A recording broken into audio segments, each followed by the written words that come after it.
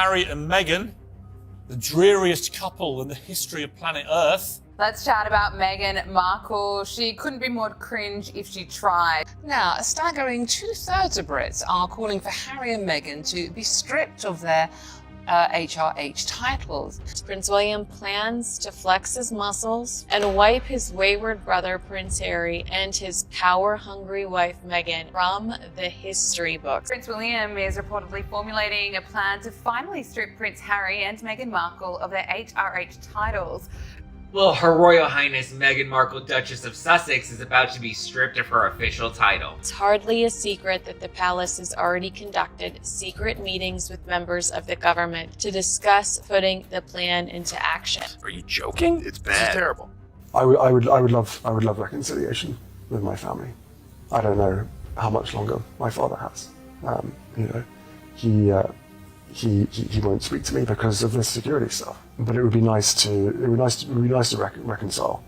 If they don't want that, that's entirely up to them. She's slaughtered this weekend because there were some business cards in the back of one of her podcasts. She's still using her royal title, HRH, despite our late Queen warning her against. Are you joking? It's bad. This is terrible. It's stupid. Prince William, he's reportedly furious after it emerged that Meghan Markle is still using her HRH title despite agreeing to drop the title when the Sussexes left royal duties. Meghan Markle has been very brazen recently with the use of the HRH. The American actress who became a duchess, who tried to destroy the royal family, which then booted them out of England. With King Charles on his way out, Prince William is expected to take over the crown. And apparently at the top of his list is to say, "Peace out, Meghan, you're done." And he plans to formally strip Meghan Markle of her royal title. It's not a financial thing. Working royals do not profit. They do not use their names to make money. It's an honor to have an HRH. Absolutely. So the fact that she's continued to use this HRH when they've been instructed not to, I think is absolutely infuriating in Buckingham Palace. This is a lady who's very popular for being awful. But I just can't stand her. I just think she's such a phony. Harry's digging an even bigger hole for himself here. Well, I think he's dug so deep now, he'll strike water any day now. Like, guys, you don't gotta do this. Please, I'm begging you to stop. You just can't keep faking it. We immediately went into the trenches together. Yeah. But she said she was in the trenches. She alludes to being in the trenches when she was in the British royal family. Girl, you lived in a castle. Like, you got a princess title. People were falling at your feet. People would run your bathwater for you. I mean, I could list the things, the perks. I could list them forever. The trenches. She has got to. The Delulu is on another level.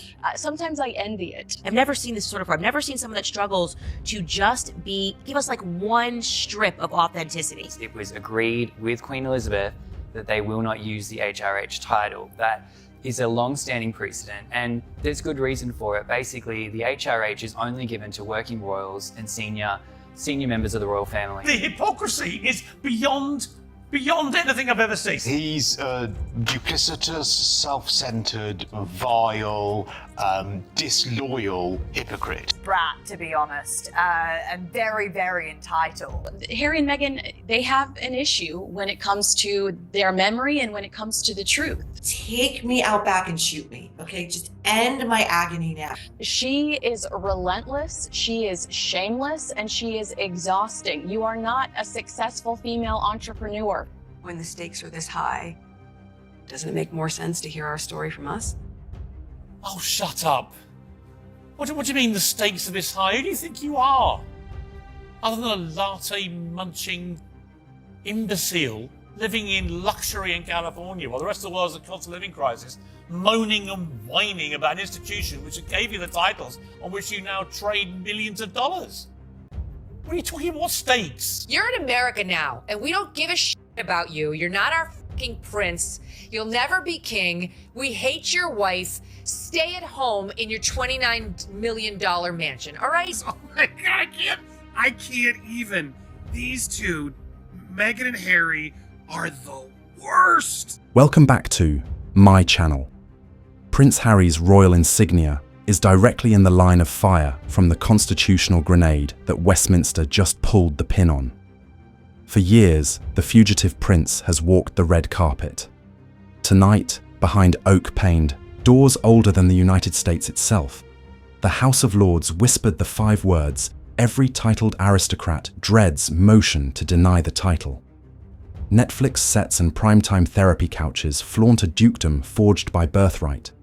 Now, when Meghan Markle and Prince Harry decided to leave the royal family, they agreed with Queen Elizabeth that they would not use their official title, His Royal Highness or Her Royal Highness, in any commercial capacity. And despite that, Meghan has now readopted Meghan, Duchess of Sussex. But not only that, she's also started to use Her Royal Highness, Duchess of Sussex. A century later, the enemy isn't wearing a spiked helmet. Instead, he's sporting a California hoodie and streaming deals worth 9 figures. In case you didn't know, the British Crown keeps its sharpest blades hidden in dusty statute books. One of those blades is the Titles Deprivation Act of 1917, a wartime relic that swiftly sliced off the honours of German-friendly royals. Kaiser's cousinhood with the enemy back then equaled exile. Harry may believe that history is merely an optional Netflix category, but Parliament remembers every chapter. Before we get started, please remember to like and subscribe, because let's be honest, without your help, I wouldn't be here. Now, let's return to the tea picture. The atmosphere roiling through the red benches tonight was exactly the same as Zeppelin's overhead suspicion in every pub in 1917, and King George V signing away his relatives' princely styles with an ink pen colder than a London draft. The act was brutal, swift, and unapologetic. One lord, holding a copy of that century-old decree, reportedly muttered, "Once a sword, always a sword." In other words, the monarchy never truly forgets. Although Harry is not an enemy combatant, the public believes he has crossed a line. Now, the king can end this feud, but not by shaking hands with this treacherous little weasel, but by stripping him and his wife of the royal titles that they love to use for commercial gain without doing any of the work. Exchanging state secrets of royal life for Hollywood acclaim. And according to British law, you can lose your dukedom by destroying the honour of the monarchy on international syndication without having to spy on the Kaiser. But of course, the real measure of success of both of them will be the same as it always has been. How much damage can they inflict on our royal family, on our monarchy? I said it before, I'll say it again tonight. King Charles should strip them of all their remaining titles and cast them out from any connection to the royal family. How could any of them trust them, as far as I could throw them? Because without it, they're just whining millennial windbags with a permanent victim complex, knowing that victimhood is what makes them all the money. The documentation is not a gimmick. Grandandy, a senior conservative, together with crossbencher Baroness Rothley, Lord Hemsworth has proposed what insiders refer to as the Dignity of the Royal Act clause. One noble title could be used as a business promotional tool or as leverage for political benefit abroad. Until the royal ascend, 2 infractions result in immediate suspension. Being that Meghan and Harry are not official members of the royal family anymore because they stepped down, they're not allowed to use their HRH title. Meghan has said through a representative today that she is not using the HRH title. We have literal, tangible proof. Now, Meghan, just last week, she did her first long-form sit-down podcast interview. She showed a basket that she had sent to the host of the podcast as a thank you for allowing her to come on. And here you can kind of zoom in here and it says, with the compliments of Her Royal Highness, the Duchess of Sussex. Yeah, she's gaslighting, she's lying, absolutely. And this is just another one of those examples of Harry and Meghan disrespecting the Queen. I know she is no longer here, but that does not mean that the rules don't apply to you any longer. Whispered copies, each with an Imperial Crimson Confidential stamp, are distributed like illegal cigars. This isn't theatre. The forms are in the vault, a clerk told us, speaking with the kind of anonymity that makes MI5 seem talkative. By Christmas, he might be portraying Mr. Henry Mountbatten Windsor. The stove at the restaurant, known for its gentle boils, is abruptly set to high. Words like real malice smear campaign and bombshell evidence reverberate through Westminster's marble corridors. But if you turn on popular breakfast TV, you'll see a corny segment about a concerted media hush or a royal corgi coincidence. You make the decision. Every postcode in the kingdom, from Lanson to John Gross, was dialed by pollsters. As a result, 62% of British people, yes, a sizable majority, want the Sussex title to be thrown into the Thames. BBC interview. It follows the Court of Appeal's decision to not overturn the ruling on his security in the UK. Enthusiasm among Conservative voters soars to 71%. Labour backers behind by only 68 points. Even residents of Sussex acknowledge on camera that he is a random man peddling family rumours. He is a representative of Netflix, not us. At daybreak, tabloid front pages have eye-catching stories. But by lunchtime, they are overshadowed by updates about celebrity bake-offs. Bosses upstairs keep killing the stories. Too many advertising dollars are on the line, complained a seasoned editor on Fleet Street. If it's not a classic media cover-up, it's at least a dubious editorial diet. People are drawn to networks like ours because they can sense the censorship. Here's where it gets even stranger. Do you recall the royals cutting ribbons and opening hospitals? Harry cuts $1 million agreements and opens Netflix tabs. The £100 million. In the documentary series, Harry was portrayed as the snake whisperer and the palace as a viper pit. Now that the once carefree, fun-loving prince has turned into a miserable moaner, lashing out from the depths of his paranoia at a world he thinks is conspiring against him. The demise of Spotify's podcast demonstrated that even for Crown-affiliated angst, attention spans have limits. Next came the memoir that verbally attacked nearly every Windsor, except from the corgis he crowned. Meghan Ever, the strategic queen. On this chessboard, merchandise's victimhood with couture precision, sobbing in Calvin Klein, healing in sunshine filters, and reminding America that Buckingham Palace is essentially the ultimate boss of systemic oppression. Camilla, dangerously, implied William through her hands What do you mean, and served up Charles as an emotionally are? suffocated monarch in Other waiting. than a latte-munching imbecile living in luxury in California while the rest of the world's at cost of living crisis, moaning and whining about an institution which gave you the titles on which you now trade millions of dollars. What are you talking about? What stakes? Critics claim that she is attacking the system that created her Duchess nest and using it as a weapon. Proponents assert that it is free speech. One anonymous Hollywood agent joked, "They're like the royal Kardashians if Kris Jenner wore a tiara savage, yes, profitable, yes, but profit has a half-life radioactive today, inert tomorrow, Parliament is betting on tomorrow." The House of Lords calls it grounds for revocation, but the Netflix boardroom loves the conflict scandal cells, and the Sussexes are click magnets in a trench coat.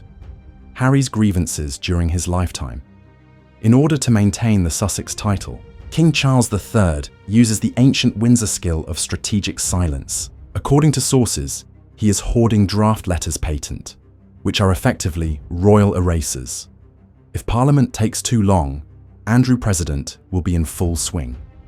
Charles's calculations allowed the democratic machine to clang and clank before the calm arbitrator Prince William intervened, according to sources, using half measures he supposedly told aides. Either the brand means something, or it means nothing. Translation: cut the cord. Palace courtiers, who are known for their subtlety, have ceased correcting reporters who refer to Harry as just Mr. Mountbatten Windsor. This is the royal equivalent of abruptly kicking someone out of the family group chat. It's nasty, but it works. Just think of the headlines that will appear tomorrow. After losing the title, Netflix renegotiates the Sussex deal. Loose cannons without a crest are disliked by corporate sponsors. When brand promises fall through, bankers worry about lawsuits. We received sheets of worst-case forecasts via fax from an entertainment lawyer. Dropping the dukedom can cause the couple's brand value to decline by as much as 60% in a single day. The Archwell charity may continue to operate, but donors who are drawn to the royal shine may disappear sooner, rather than later. Hollywood philanthrope whispers claim Meghan is preparing to launch her own lifestyle company as a single pivot think-talk show. One studio executive remarked, "Maybe even a Senate run, but without the Duchess prefix is the magic gone." If she's just Meghan Markle, she's competing with every influencer who owns a ring light. Time will tell, Harsh, but Harry's situation is worse than the dukedom's. and he's a memoist with a dwindling shock factor. Scandal makes publishers salivate until it becomes cliché. Spare 2. Without an HR on the spine, even Sparrier won't hit as hard. Save the date for the Petition's first debate next fortnight, with Commons readings scheduled for early summer. According to reports, several MPs have demanded access to a purported Netflix lobby memo, implying back-channel pressure to thwart the act. If that document turns up, we're talking about a royal spectacle akin to Watergate. The mainstream networks will run it every minute, but don't rely on it, according to insiders who claim it names CEOs, PR firms, and yes, at least one A-list filmmaker serving as an informal ambassador. This channel exists to cut through spin, with the sharpness of a lord's quill because corporate ties are sticky and Sussex Ratings once purchased beachfront property in prime time. So, buckle up, smash that subscribe button, and ring the bell like you're tolling Big Ben at midnight, because the next episode might destroy a 1,000-year-old title and reveal a media machine that fabricates fairy tales for financial gain. One tattered historical thread hangs Harry's regal crest.